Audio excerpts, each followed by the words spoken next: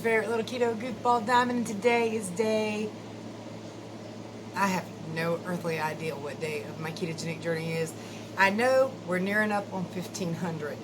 1494 or 5. I don't know, because as you've noticed, I haven't done a video over the last couple of days. There have been great excuses for that. So I believe Friday was the last day I did a video. Saturday was, I did one, but my phone ate it. I have a new video editor now. Let's hope this sucker works out. I'm not good with it, so this video might be even later than usual. But let me tell you what happened Saturday. We went to work. On first break, I got a text message from my nephew's girlfriend, and I want to remind you guys that the people closest kin to my niece who's in the hospital don't have the best comprehension skills. And I'm not saying this to mock or pick on anybody. It's just simple facts. They don't really understand what they're reading. They don't really understand what's being told to them most of the time. My mother is quite the same way, unfortunately, but it makes getting real information very, very difficult. You get a lot of misinformation, to be honest. Well, anyway, I get a text message from her on first break saying Lisa now has blood clots in her lungs and it's really, really bad. This was a huge trigger for me. When my daughter-in-law went to the hospital and ultimately passed away, when her mother called, she kept saying it's really, really bad. It's bad. It's really, really bad. So, I mean, I kind of instantly started shaking and tearing up, and my husband's like, oh, we're not going back in there. We're going to go tell the supervisors we're out of here, because I was shaking. He went and told the supervisors. I told mine, and we skedaddled. I came back to get my mom to see if she wanted to go to the hospital with me, but they would only let one person in a day for 15 minutes. Turns out the 15-minute rule is a little lax, but the one person a day is not. And at one time, I kind of felt bad from taking that from her mom, but then again, I felt like I needed to be up there and understand the information for myself. So my mom sent me because I would be able to comprehend everything very well, and because she has really bad eyesight. She was really worried she wouldn't be able to see very good, and if she did, she might accidentally pull one of Lisa's tubes or wires and hurt her. So she told me to go. I'm not proud of this fact. Wait till this kid leaves. But I was really nervous going up there. Really, really, really nervous. And I ate my emotions. I did. Like, if it wasn't nailed down, I ate it. And I was shaking and I was scared. And I was like, I don't want to go and find out what I already know. I don't want to. Oh my God. Then we got up there. The first thing I did was I put my mom on speakerphone so she could talk to Lisa. One thing I thought was kind of odd, I told my sister, call up there and have me put on the list to tell me the information. And she said, okay. And she called back, she said, but they don't want anybody to wake her up. So when you go up there, try to be quiet and calm. Don't excite her. Well, when Haley was in the hospital, that was kind of the goal of the thing. When they're on life support, was to wake them up, to arouse them, to get some emotion out of them. So I thought it was kind of odd, but anyway. Alright, so I put my mom on speakerphone. I let her know that, and she was very calm. She said, hey baby, I love you, I'd be there if I could. And then I called her brother and put him on video chat because he can't go see his sister. He had COVID just a few weeks back and was hospitalized after getting the vaccine. 2 days later he got COVID, and his son got it.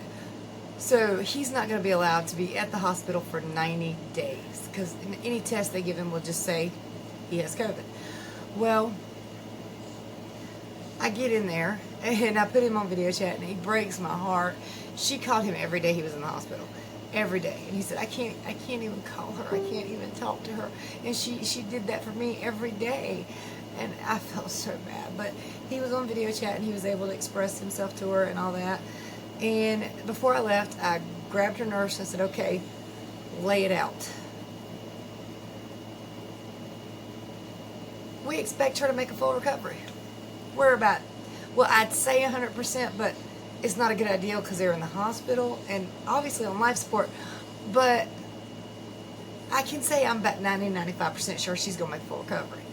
Wait, what? Because y'all just, I mean, I was just told she was dying. I left work because I was told this is it, man, she was gone. I said, nah. She's very responsive. They have her on a vent too because she had an episode where she started doing very, very bad.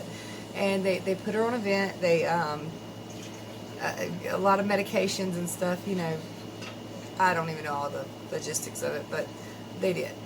And it's because she started getting some, she had blood clots in her lungs. So I asked them, was that caused by the illicit substance? They believe it was most likely caused by the vaccine. They tested her for COVID 3 times. She does not have it. But what she did do was get both doses of the vaccine. Now, I'm not talking anybody out of it. I'm just telling you what they said.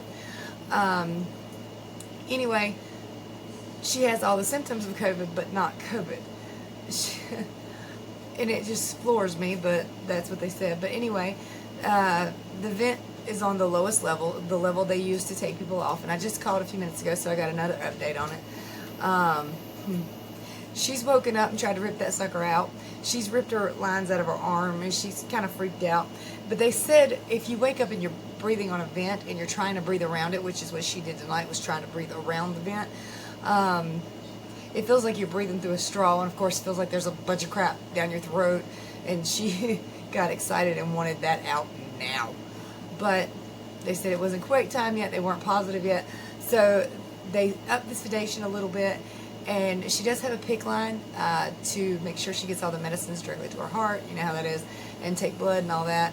Run tests and stuff like that. But she is able to wake up. She is able to nod and shake her head. She's able to open her eyes when they asked her to, when they lowered the sedation a little bit. They did have her breathing on her own, but with the tube in and sedated from about 5 p.m. till later tonight. I guess it was around about 10. They put the ventilator back on, a low setting, of course, and they're going to take it out in the morning, but they want her to rest through the night. So thank you for all your prayers. I do want to say I do think that stuff helps and works so much. And they said she's a fighter. She's trying to rip that damn tube out of her. I think so. But yeah, it does look like she will make a full recovery, although I think the nurse said it'd probably slow going, but it will be a full recovery, so that's good. The medicine is breaking up the blood clots, the pneumonia is clearing up. You couldn't ask for much better results considering the person's on life support, which is, life support is not what I pictured at all, but I mean, it's still terrifying to see. You know, when I first went in there, I was like, they must be right. And I don't understand how they got the information so wrong. I mean, I know you hear blood clots and that's scary, but when you also hear expected to make full recovery, how did you get the information that wrong? So I called and did a little bit of bitching, and got a little bit of bitching back. But it's all right. But my mom, it relieved her so much. I mean, she went from a shattered mess to being okay. She's not great, but okay. You know, she's not screaming and crying all day. And it's like, I don't get how this information got so twisted. And like, they scared her again tonight until I called her and said they put a PICC line in her and the vent's back on. And like, but so I called and I got the information, and it's just because she freaked out. She freaked out and wanted to get that damn tube out of her throat, so they had to put her back a little sedation. And I don't really know why they're keeping it all the way on right now, but I guess it's just not time yet. I don't know. They want to do a little more healing first, but I do know they're supposed to take that out in the morning. So, but they gave me a freaking heart attack. I want you to know that. They scared the living hell out of me to the point where I couldn't wear. I had to leave. Gotta go right now. Can't be here. And I thought, oh, I'm just gonna miss another day, and whatever, I don't care. You know, when you're in those kind of states, and it wouldn't be half as bad as if you looked at the person in that bed and you saw a fully grown 34-year-old woman, but you do not. You look in that bed and you see a 3-year-old child toddling around the damn house. How does that happen? You can't even make that mental connect of this is an adult from She was a little baby. She was so cute. You know, it's just, sorry. Try not to do none of that. Because right this minute, there's no need to freak out and panic. I don't like when my family's in danger at all. And these poor youngins, they have to think I don't love them. Because I ascertain by a few things, you know. As long as I know you're happy, healthy, safe, and well loved, I ain't got to mess with you. I will come by on occasions. I will talk to you when I get a chance. You can call me anytime you want to, and I'll gladly talk to you all day, all night. But I'm not going to interfere with your life too much as long as you're good to go. And mostly they're good to go. So I don't need to bother everybody, you know what I mean?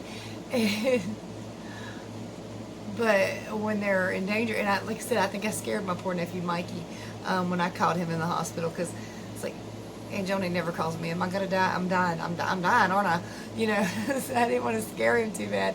And then Lisa, I was like, when I found out that I could rouse her, I was like, ooh, I probably shouldn't be here. She's definitely gonna think she's dying.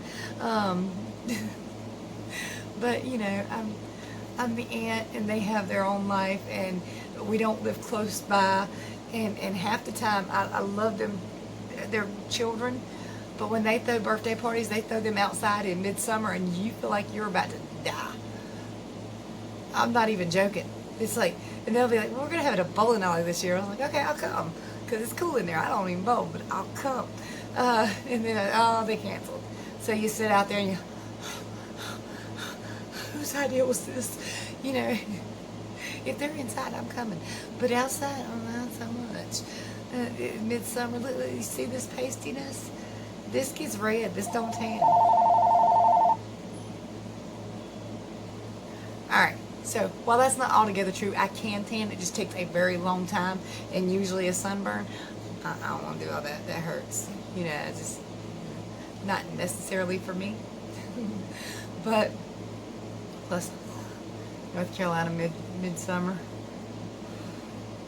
I mean, you just get out of your car and the heat rises from the ground and the heat hits you from the top, and you're like, no. And plus the allergens out there. Do y'all know what's outside this door? Trees and grass. And I'm allergic to all of it. But after I was told all the wonderful, hopeful information on Lisa, I felt like such an idiot. Such an idiot. All that stuff I just ate, and I shouldn't have done it, because you know what always makes you feel bad? The problem is, pain is relevant, and you only care when you feel it. Now, if you ate something and instantly you were like, oh, you know, automatic pain, it'd be different. But when you can eat something and you don't feel the effects for a couple of hours usually, I've had it hit me like right away, but you know, the pain is a slow going process, and you kind of like, I don't care right now, I don't care right now, I don't care about anything right now. Oh, you will care later, trust me. Well, I kept falling asleep, and I have some new symptoms of being kicked out of ketosis that are kind of odd, and it's only, some of them are only recent. One of them, I thought it was something else, but now it seems to only happen when I eat stuff I shouldn't eat, and it's weird, and I've looked it up. From what I can tell, it's some kind of, I don't know. I started smelling exhaust in the car at specific times of the day. And I started thinking maybe it's not the heat in the building, maybe it's the exhaust from the car. But it's a relatively newer car, it shouldn't have an exhaust leak. I guess it could, but nobody else smells it. My husband doesn't smell it, my daughter doesn't smell it. And then I get it in the house and I smell it in here. I smell it in this room, I smell it in our bedroom. And then I would take a shower and it would dissipate. So I thought, well, maybe it's on my clothes, maybe it's on my skin, and it's just really strong. But nobody else smells it, right? Well, I always clean out my sinuses in the shower, and I know that sounds kind of gross, but it's very true. And when I looked up, like, smelling exhaust when nobody else does and stuff like that, it had some kind of hallucination thing, but it's triggered by sinus issues, which I do have sinus issues in aces and spades, especially when I'm kicked out of ketosis. I get seasonal stuff when stuff's blooming and dying, but food allergies are apparently very real, which is funny, really funny, because at one time I had a bunch of allergy tests done, like the ones down your arm. Well, the first set of allergy tests I had done were trees, grass, dogs, cats, that kind of thing. And then they sent me to a food allergist specialist for the food allergies. I came back with no food allergies. But when I eat certain foods, I get sick as a dog. My sinuses stop up. My throat closes up. My ears hurt. I feel god awful. So how are those are not food allergies? How is that possible? But anyway, they said none. Now, the other one, I'm allergic to all 5 major types of trees and grass in my area. I'm allergic to cats and dogs and horses. Pretty much every damn thing. I ain't even joking. Everything. The only thing I wasn't allergic to was mold. And that's what most people are allergic to. I don't get it, but it's like, how is that not a food allergy though? I mean, when you eat anything and it causes inflammation, sinus problems, pain all through your body, how is that not an allergy to certain foods? When you can eat meat and feel great all day long. I don't know, I digress. So, needless to say, the day after my weight shot up, but I didn't record that day because I did not want to confess that day. Wait, I did record that day. I did confess that day. My phone ate that video. And then I was perfectly happy to let that go because I didn't want to confess. The next 2 days, I did great though. Everything dropped back down. I think what I saw on the scale was like 169. That's a good jump. And then like 167, 166, and I think I'm at 166.2 today. If I've got the videos, I'll upload them, but I don't know if I still have them because my phone did some crazy stuff the other day and stuff just disappeared on its own. So, yeah, but good news is Lisa's going to be okay. I'm back in ketosis. We worked Sunday all day. I was watching an interesting video because I've been curious about something. Now, I think I had some of my thought process wrong. I was thinking that maybe during the summer it was easier to lose weight because I stalled out during the winter too. Of course, most of this actually has to do with my food choices and not doing all the right things I'm supposed to. But I was curious as to how heat and cold affect weight loss. It turns out cold is excellent for weight loss. And what I kind of ended up down a rabbit hole, y'all know how this is, and I found a video that was just posted the other day. If I can find it, I'll put it in the description. But it was talking about ice baths and stuff like that, and how good they are for fat burning because it triggers that brown fat to get active and heated up, and your body's trying to like maintain its warmth, so it triggers that brown fat and it starts burning that very quickly. And I'm thinking that with keto diet would be amazing. Wonder what we can do there. But I'm not getting in no ice bath. But they did talk like you could just make your showers cold. Now I did watch a different video of a guy who thought he was freezing to death trying to take cold showers. I was wondering I wonder how cold that is, because what the video had said was they checked, and like when they lowered the water temperature down to 68 degrees, which doesn't sound cold, but going by that guy's reaction in the video is cold. But anyway, with 68 degrees in your shower, your metabolism increases by 100%. And if you drop it down to 57 degrees, it drops down, your metabolism spikes up to 350%. So like these ice baths and stuff are so good for you. They're very anti-inflammatory too. You burn fat faster, lowers inflammation, can make you physically and mentally stronger, and it can keep you from having depression. How crazy that it causes some kind of hormonal thing. You'd have to go watch it. Like I said, if I can find it, I'll post it below.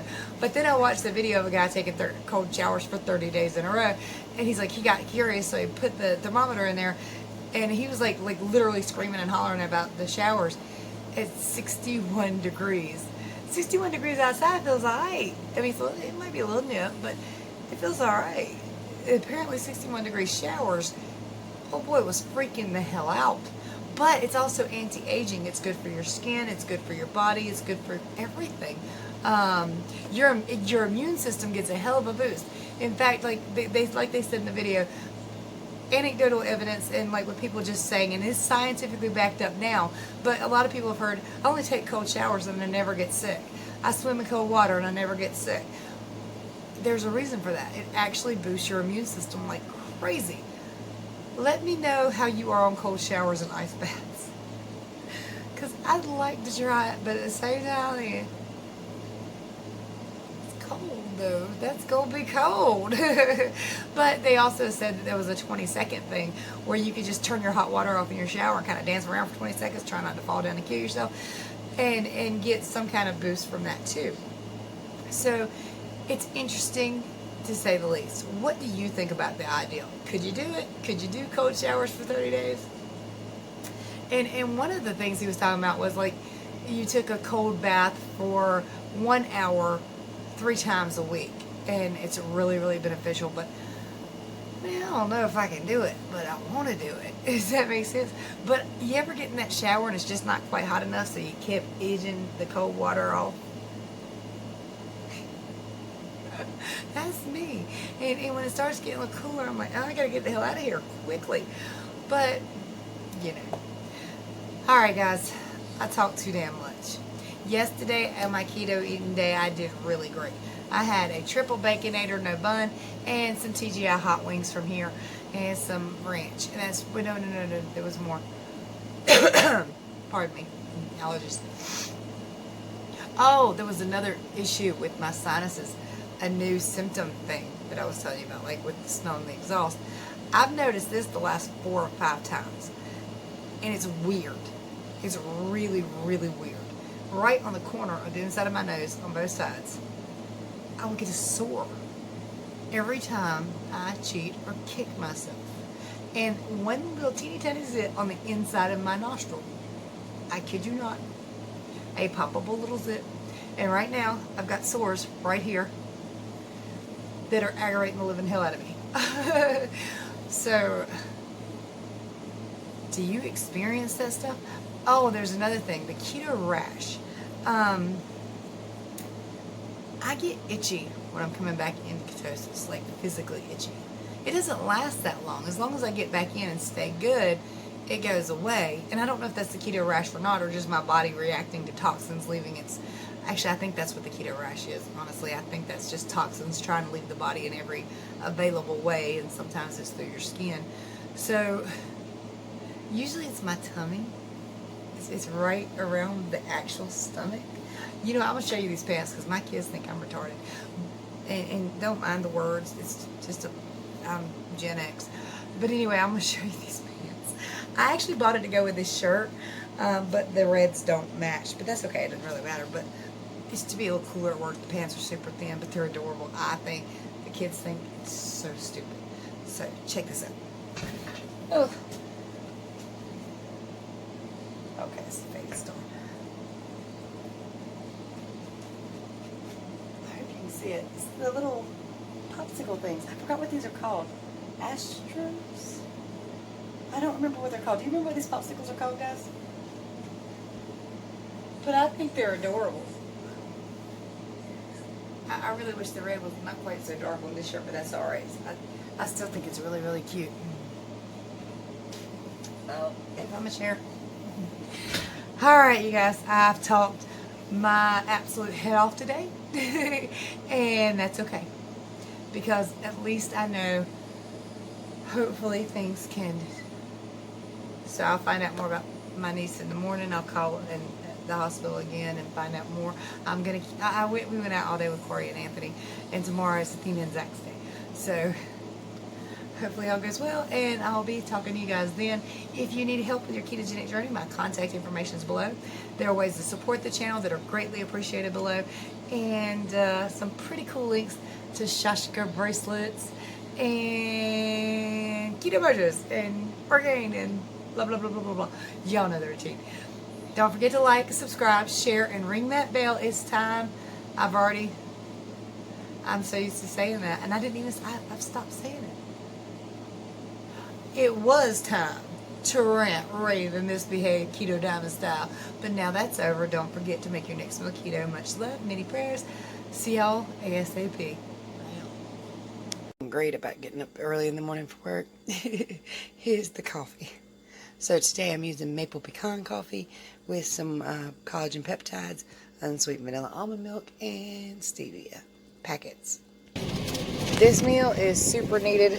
Baconator, no bun. I actually had some Domino's hot wings a while ago Well, several hours ago. I'm hungry, so I'm having some TGI Fridays wings, just one box. Good Friday morning, guys. 1:65. Alright, you guys, it is Monday morning. It's 166.8. Anthony, Mama's recording. No, you're not. No, Phone, no. look, phone. What are you doing? Boy. Oh, you stopped your show. That's your issue. Anthony, look. Look, Anthony. Look at Mama. Look at Mama real fast. Who's that? I love you. Ow. I love you. Ow. What are you doing, sir? Hello. He's stretching the back screens out to put over his face. No, it shouldn't be that stretchy. Well, it's meant to kind of stretch over any car window. I just didn't ever think the kid would decide to do that. You know, sir. I'll fix that.